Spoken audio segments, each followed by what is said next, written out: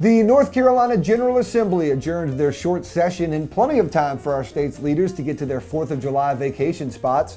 No doubt many of them went to South Carolina, a state where you can buy better fireworks and worry less about what the bathroom laws are. But before they got out of town, the General Assembly couldn't resist making one more tweak to our voting process.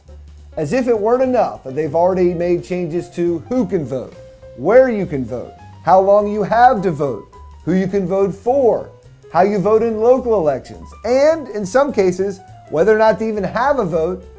Now they have rearranged the order of the names as they will appear on the ballot when you vote.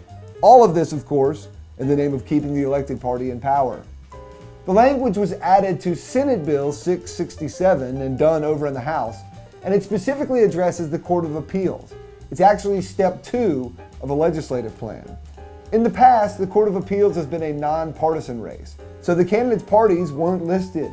Last year, though, this same legislature voted to start listing candidates' parties, even though it technically remained a nonpartisan race. Now, step 2.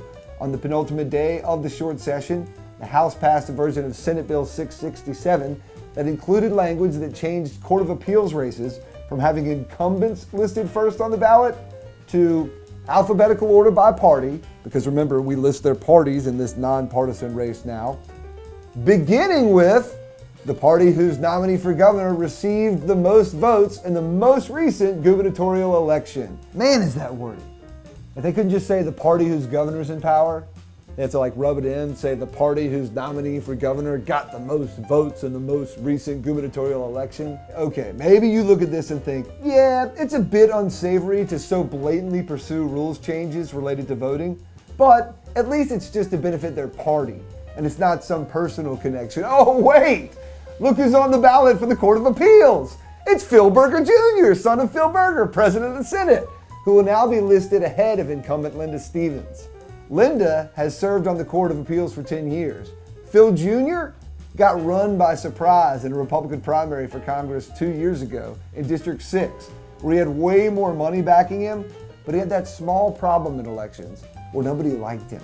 But hey, let's see if listing him first on the ballot will work. At the rate they're going, as we get close to November, it wouldn't surprise me if Republicans pass legislation to rename the meals in the legislative cafeteria. Yes, could I get a Phil Burger with bacon, please? Actually, you know what? I had a big breakfast. Let me get a junior bacon Phil Burger. Yeah, with some McCrory fries and a Tim Moore shake. 3 things to consider about this, and anytime people make changes to how voting gets done.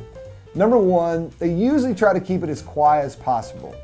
There's a reason this got done on the final day of the session, at a time most people, including media, are on vacation. They think the people they represent are at best too apathetic, and at worst, too stupid and lazy to know what's good for them.